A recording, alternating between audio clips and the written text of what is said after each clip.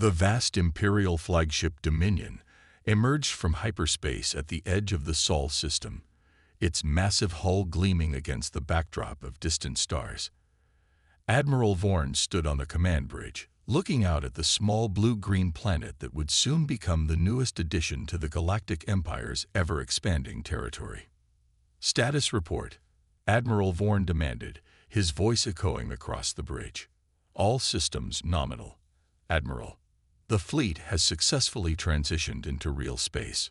76 warships present and accounted for," reported First Officer Teller from his station. Admiral Vorn nodded with satisfaction.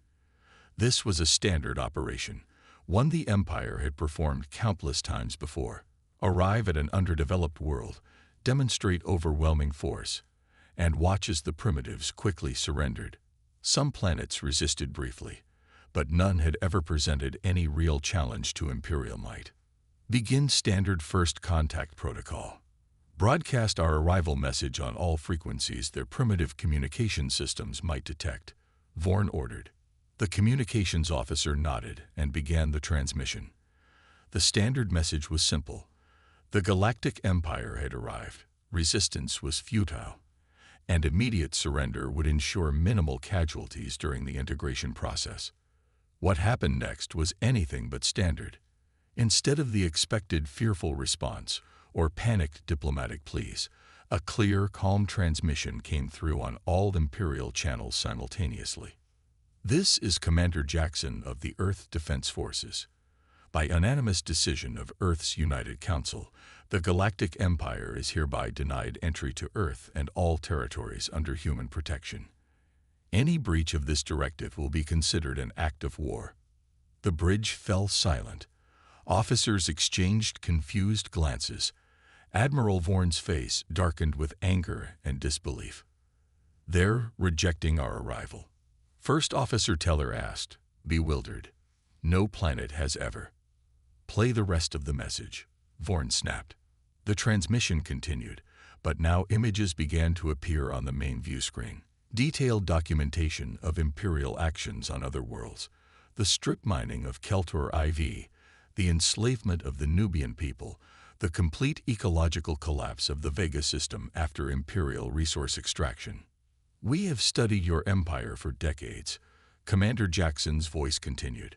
"We know what you are. We know what you do to worlds that submit. Earth will not be one of them. Our boundary markers are now active at the edge of our system. Cross them at your peril." The transmission ended, leaving the bridge in stunned silence. "How did they get this information?" Vorn demanded, pointing at the images still frozen on the screen. "These are classified Imperial operations." The intelligence officer looked up from her console. "Unknown, Admiral. But the data appears authentic. They somehow have detailed knowledge of at least 37 Imperial conquest operations." Vorn slammed his fist on the railing. "It doesn't matter what they know. No single planet can stand against the Empire, especially not some backwater world that hasn't even established colonies beyond their own system." "Sir," the sensor officer interrupted, "we're detecting unusual energy signatures throughout the system. Their technology. It's not matching any known patterns in our database." Admiral Vorn dismissed the concern with a wave of his hand. "Primitive deceptions, nothing more. Prepare a scouting force. 5 ships should be sufficient to test their so-called boundary markers and demonstrate our capabilities." As the orders went out, First Officer Teller moved closer to the Admiral. "Sir, protocol suggests we should report this unusual response to High Command before proceeding." Vorn's eyes narrowed. "Are you suggesting we should be intimidated by a single world's empty threats? The Empire has conquered thousands of planets. This Earth will be no different." Little did Admiral Vorn know that Earth was unlike any planet the Empire had encountered before. As the 5 Imperial scout ships prepared to cross the boundary, humanity watched and waited, ready to demonstrate why the warning should have been heeded. The 5 Imperial scout ships crossed the boundary markers with weapons charged, expecting either immediate surrender or feeble resistance.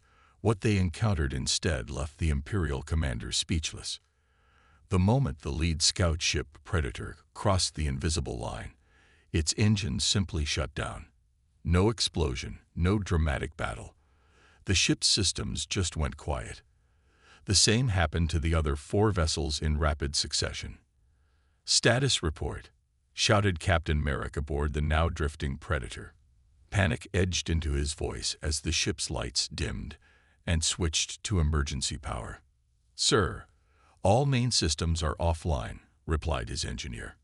"Engines, weapons, shields, everything just stopped working.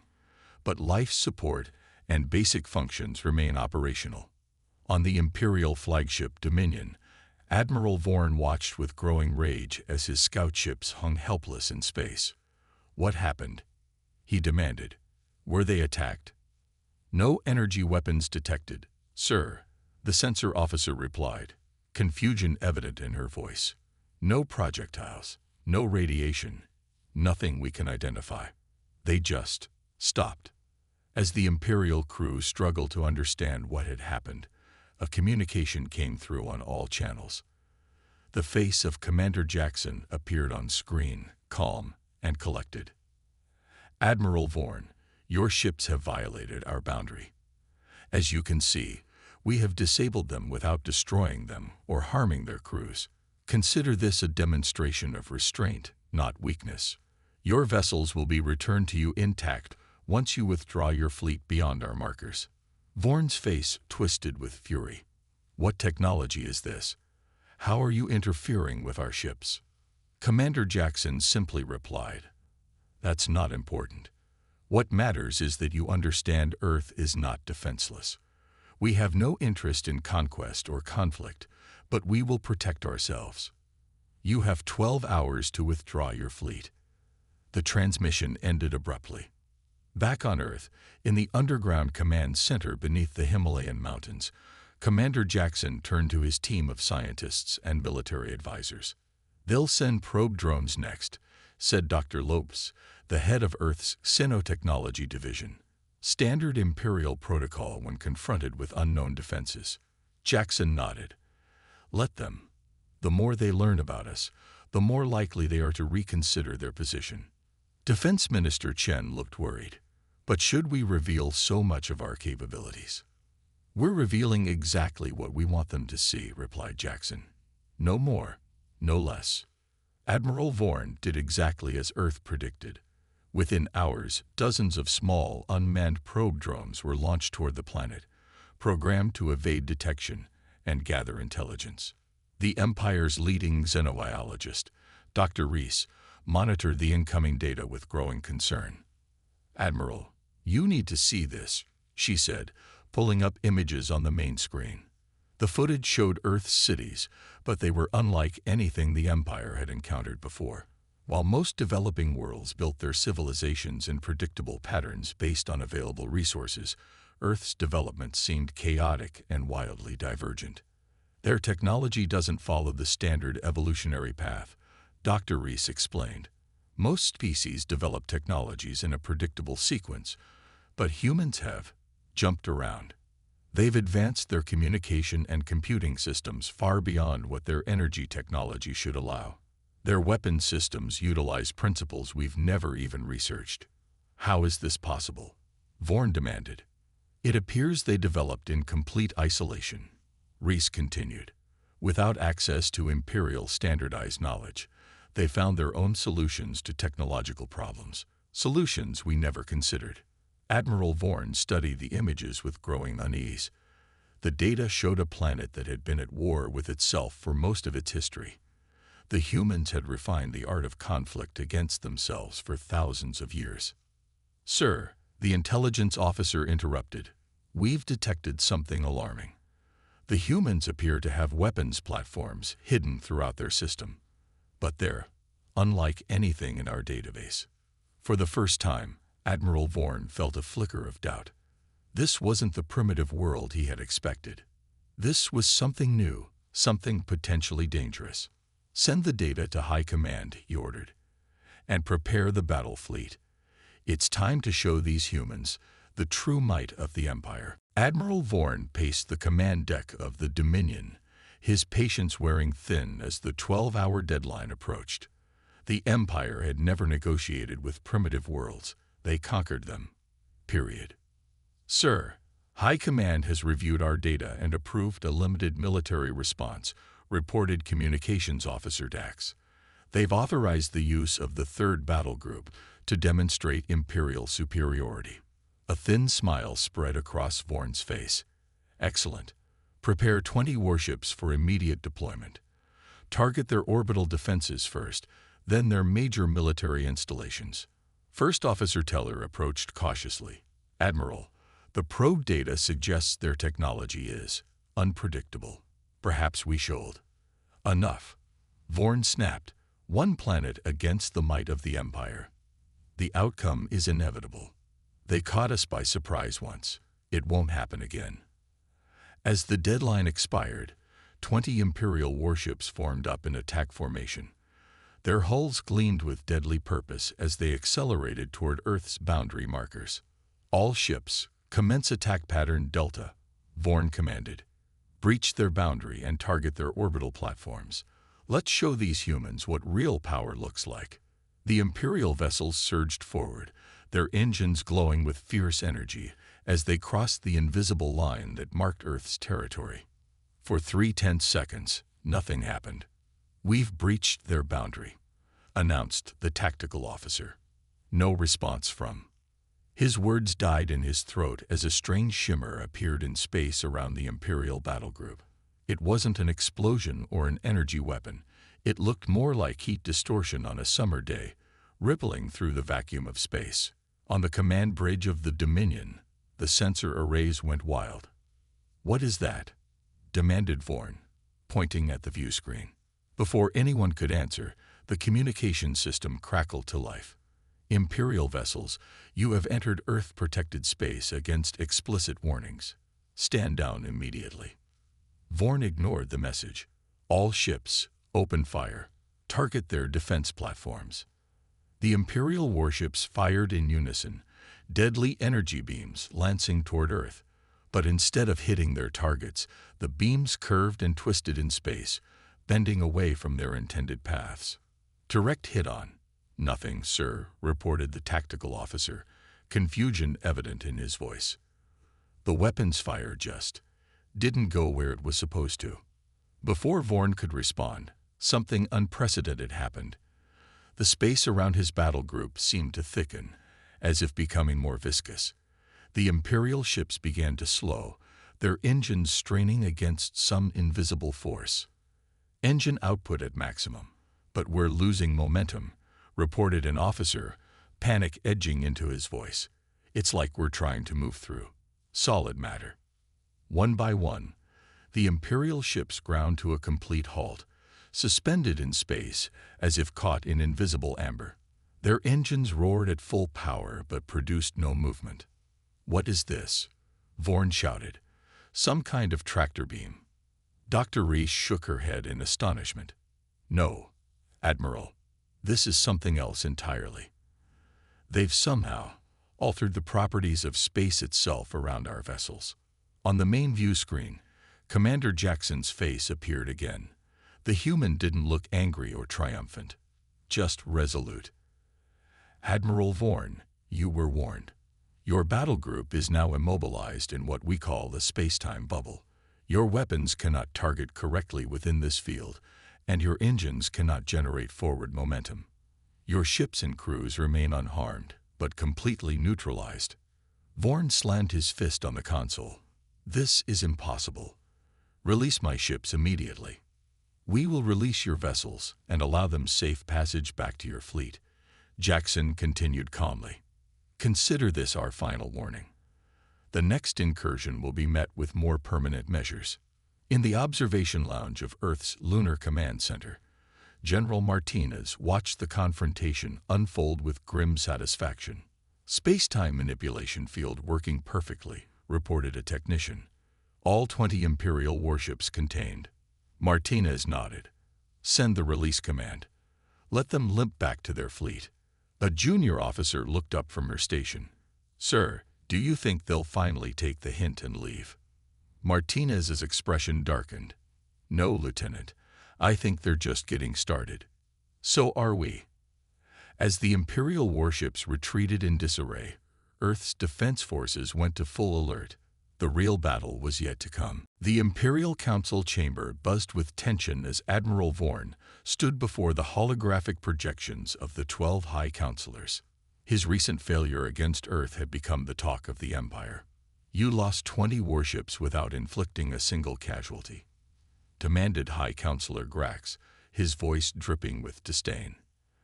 "They were not lost, merely temporarily neutralized," Vorn replied stiffly. "The humans possess technology we have not encountered before. They can manipulate space-time in ways our scientists thought impossible. One planet," Counselor Zeal said slowly, "has managed to humiliate the Imperial fleet. This cannot stand." The Grand Marshal, highest military authority in the Empire, leaned forward. "I am authorizing the deployment of the Third Fleet. 200 warships, our most advanced weapons, and tactical AI systems. This Earth has become a symbol of defiance. We must crush them completely." Vorn nodded, relief washing over him. With such overwhelming force, victory was assured. 3 days later, the massive Imperial armada arrived at the edge of the Sol system. The fleet stretched across space like a metal constellation, each warship bristling with weapons designed to reduce planets to molten slag. Fleet Admiral Terrace, veteran of 100 conquest campaigns, took personal command of the operation. "Observe," he told Vorn coldly. "This is how the Empire deals with rebellion." The Third Fleet advanced in perfect formation toward Earth's boundary. This time, they came prepared with modified shields designed to resist the space-time manipulation field that had stopped the previous attack. From his command chair, Terrace issued a single order: commence the assault. 200 warships surged forward, crossing Earth's boundary markers with weapons charge. For a moment, nothing happened. Then small objects detached from hidden positions throughout the system. Hundreds of them, each no bigger than a shuttle. "What are those?" Terrace demanded. "Unknown, Admiral," replied the sensor officer. "They appear to be some kind of automated defense drones." Terrace scoffed. "Target and destroy them. Then proceed to primary objectives." Imperial gunners opened fire, their energy weapons slicing through space. Most shots missed as the Earth drones moved with impossible agility, changing direction instantly without any visible propulsion. "They're evading our targeting systems," shouted the weapons officer. "It's like they know where we're going to shoot before we do." Then the drones attacked. They didn't fire energy weapons or missiles. Instead, each drone emitted a beam of pale blue light that simply passed through Imperial shields as if they weren't there. "Shields are holding at 100%, reported a technician. But Ship D-17 reports complete weapons failure. D-33 and D-89 as well. Across the fleet, ships began reporting the same problem. The drones weren't attacking the ships themselves. They were somehow disabling their weapon systems with surgical precision. Admiral Terrace slammed his fist down. Launch fighters. All of them. Thousands of Imperial fighters poured from the carrier ships, swarming toward the Earth drones. But as they approached, something even more inexplicable happened. In the space between the opposing forces, small points of absolute darkness appeared, dozens of them, each about a kilometer wide. "What in the name of the Emperor are those?" Vorn whispered. The science officer's voice shook as she answered. "Localized gravity distortions. They're somehow creating miniature gravity wells in open space."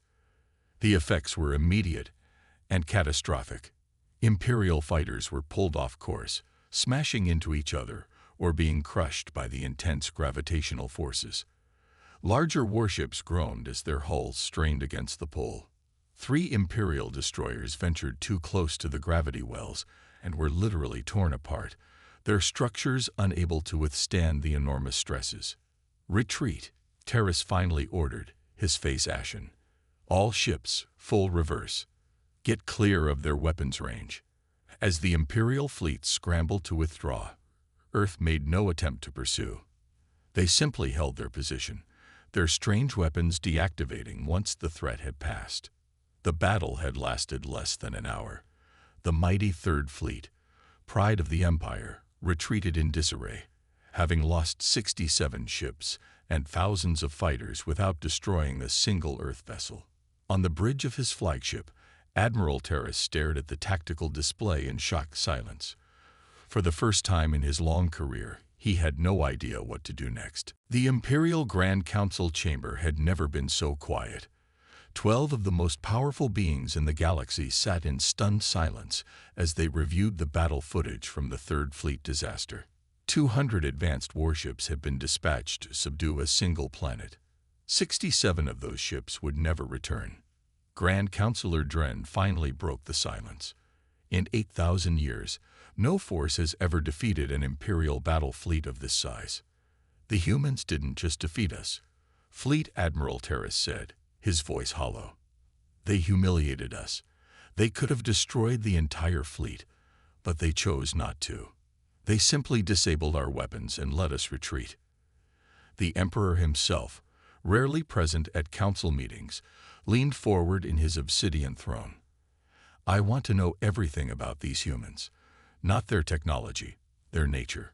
What kind of species can develop such capabilities while remaining confined to a single star system? Intelligence Director Moros stepped forward. Your Majesty, I've selected our best operative for this mission. Agent Davis will infiltrate Earth and discover how they've managed to develop these technologies in isolation. 3 weeks later, Agent Davis stood in a crowded street in the human city called London. Her genetic modifications and careful surgery made her appear fully human. Her mission was simple: blend in, observe, and report back on how this supposedly primitive species had developed such advanced defensive capabilities. Davis visited human universities, attended scientific conferences, and hacked into military databases. The more she learned, the more disturbed she became. In her hidden apartment, Davis compiled her findings into a secure transmission for Imperial High Command. This report contains urgent information about the human species, she began. They are not primitives who got lucky with a few technological breakthroughs. They are dangerous in ways we never imagined. She uploaded historical records showing thousands of years of human warfare against themselves. While most species unified early in their development, humans had spent their entire history fighting each other, driving weapon innovation at a relentless pace. Most concerning is their approach to scientific research, Davis continued. The Empire progresses along established, safe technological paths. Humans pursue dozens of different technological approaches simultaneously, even dangerous ones the Empire abandoned centuries ago. She attached files showing human experiments with artificial intelligence, genetic engineering, quantum physics, and dimensional research, all progressing without the safety protocols the Empire considered essential. These humans don't follow our rules because they never learned them, Davis reported. They've developed entirely separate technological paths. Their weapons don't match our defenses because they were never designed to counter Imperial technology. They were designed to counter each other. Davis paused her recording as she heard footsteps in the hallway outside her apartment. The footsteps passed by.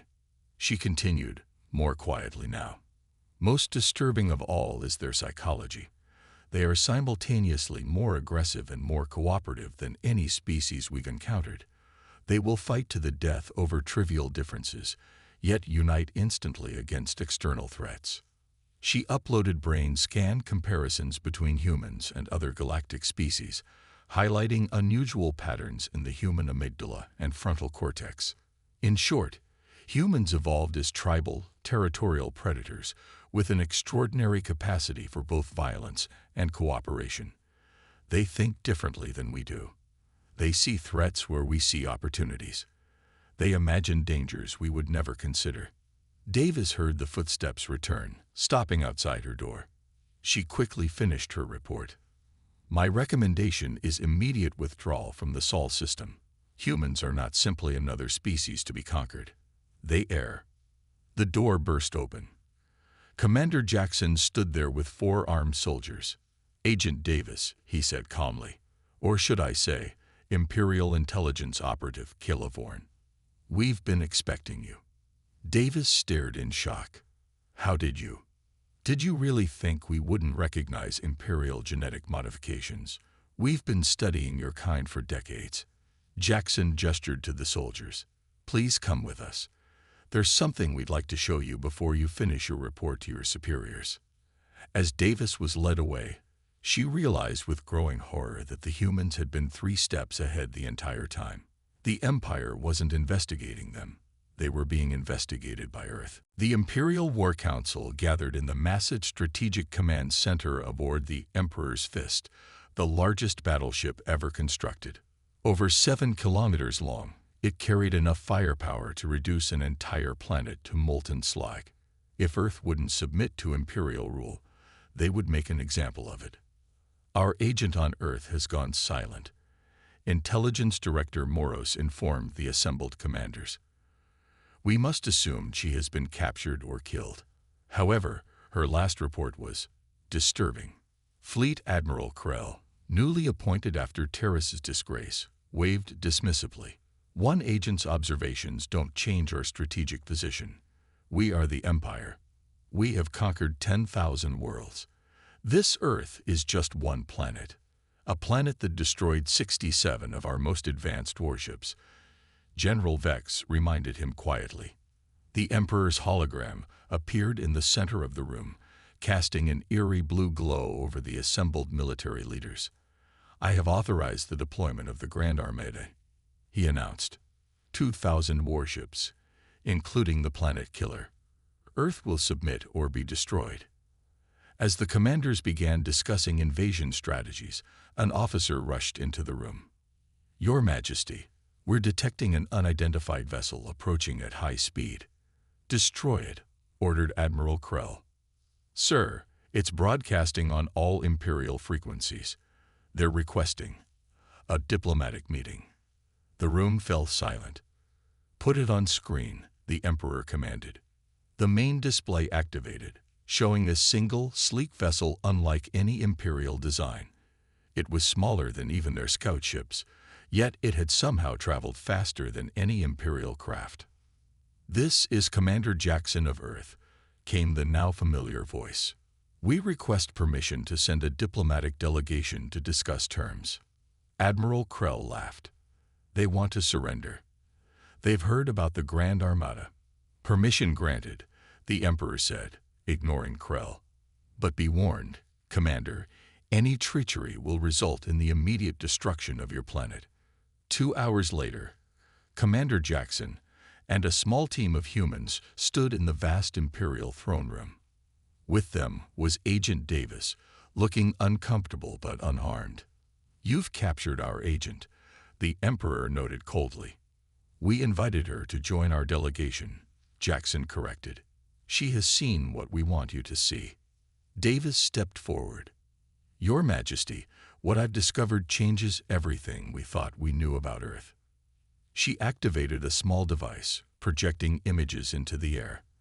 They showed massive underground facilities, orbital platforms hidden behind cloaking technology, and weapon systems of unimaginable power. "Earth detected the Empire's expansion 300 years ago," Davis explained. "They'd been preparing ever since. While your ancestors were standardizing technology across the galaxy, humans were exploring dozens of different technological paths." Jackson nodded. "We knew the Empire would eventually reach our system. We studied your conquered worlds, learned your tactics, and developed countermeasures for every weapon in your arsenal." "Impossible," breathed Admiral Krell. "No single species could advance so quickly." "We had motivation," Jackson replied simply. "Survival." He activated another hologram, a real-time image of a small, uninhabited star system at the edge of Imperial space. "Watch," he said quietly. A tiny point of light appeared near one of the planets. Then, in a flash so bright it caused the Imperial leaders to shield their eyes, the entire planet simply vanished. Where it had been was nothing but debris and empty space. Stunned silence filled the throne room. That was a demonstration of one of our long-range weapon systems, Jackson explained calmly. We call it the Nova Lance. It can target any system within 50 light-years of Earth. We have 27 of them. You're bluffing, Admiral Krell whispered, but his voice lacked conviction. Jackson turned to Agent Davis. Tell them what you found in our historical archives. Davis looked directly at the Emperor. Earth has a long history of mutually assured destruction as a peace strategy. For centuries, human nations pointed planet-killing weapons at each other and never used them. The threat of total annihilation created stability. You would destroy yourselves along with us? The Emperor asked incredulously. If necessary, Jackson replied without hesitation. But we prefer another option. He stepped forward, offering a data crystal to the Emperor. This contains our proposed peace treaty. Earth does not seek conquest. We want only to be left alone. The treaty establishes Earth as a sovereign, independent system outside Imperial control. In exchange, we offer limited technological and cultural exchange. The Emperor stared at the crystal for a long moment. In 10,000 years of Imperial history, no planet had ever negotiated terms. They conquered or were conquered. Until now. 5 years after Earth's standoff with the Galactic Empire, the massive space station, Concordia, orbited just beyond the boundary of the Sol system. Built jointly by humans and Imperial engineers, it served as the official meeting point between two powers that had come to an uneasy respect. Inside the station's grand diplomatic hall, representatives from across the galaxy gathered for the 5th anniversary of what had become known throughout the stars as the Earth Accord. The agreement that had, for the first time in Imperial history, recognized a planet's right to remain independent. Ambassador Wilson, Earth's chief diplomat, stood before the assembled delegates. At 70 years old, he had spent most of his life preparing for humanity's first contact with alien civilizations. Never had he imagined it would result in Earth becoming a legend throughout the galaxy. 5 years ago, Wilson began. 2 civilizations stood on the brink of a war that would have caused unimaginable destruction. Today, we celebrate not just peace, but the beginning of understanding. From his position at the back of the hall, Commander Jackson watched with quiet satisfaction. His hair had more gray now, the stress of those first confrontations having taken their toll. Beside him stood former Imperial Agent Davis, who had chosen to remain on Earth as a cultural liaison after the treaty was signed. They still don't fully understand us, do they? Davis whispered. Jackson shook his head. How could they? The Empire spent 10,000 years conquering every world they encountered. The idea that a planet would rather fight to extinction than submit is alien to them. Throughout Imperial space, Earth had become a word loaded with mystery and fear. Imperial citizens whispered about the humans who had defied the unstoppable Empire. Rumors spread about Earth's terrible weapons and incomprehensible technology. Some claimed humans could read minds, or travel between dimensions, or turn stars into weapons. The actual truth was both simpler and more complex. In the station's observation lounge after the ceremony, Emperor Varex, who had traveled in secret to witness the anniversary, stood with Jackson watching Earth rotate slowly in the distance. I study your history, the Emperor said quietly. Your species spent thousands of years trying to destroy itself. You fought wars over resources, ideology, religion, yet somehow you survived. Jackson nodded. That's what the Empire never understood. We weren't more advanced than you. We were just more practiced at survival. When your ancestors were creating a unified galactic culture, our ancestors were building better weapons to use against each other. And now? The Emperor asked. Now we hope to learn from each other, Jackson replied. Your empire has brought stability to thousands of worlds. Earth has developed technologies and perspectives your scientists never considered. Together, we might build something greater than either of us could alone. The Emperor turned to study Jackson's face. There's something I've wondered since our first meeting. You had the power to destroy much of our fleet, perhaps even to attack the Imperial core worlds. Yet you chose restraint. Why? Jackson smiled slightly. Because we recognized something in you that reminded us of ourselves. The Empire conquered out of a desire for order and stability. Humans fought each other for similar reasons, each side believing their victory would bring lasting peace. He gestured toward Earth. We learned, eventually, that true peace comes not from dominance, but from respect. Not from winning wars, but from avoiding them. The Emperor nodded slowly, a lesson the Empire is still learning. As the diplomatic reception continued below them, Jackson reflected on how far both civilizations had come. Imperial citizens now visited Earth as tourists and students, marveling at human culture and innovation. Human scientists worked alongside Imperial researchers, combining their different approaches to solve problems neither could address alone. The famous Earth Ban, the declaration that had once forbidden Imperial entry to the Sol system, had evolved into something more nuanced, a boundary that could be crossed, but only with respect and permission. Commander, the Emperor said as they prepared to rejoin the reception, do you think our peoples will ever fully understand each other? Jackson looked out at the stars beyond the station. Countless worlds waiting to be discovered, each with its own history and perspective. I hope not, he replied with a smile. What would be the point of exploring the universe if we all saw it the same way?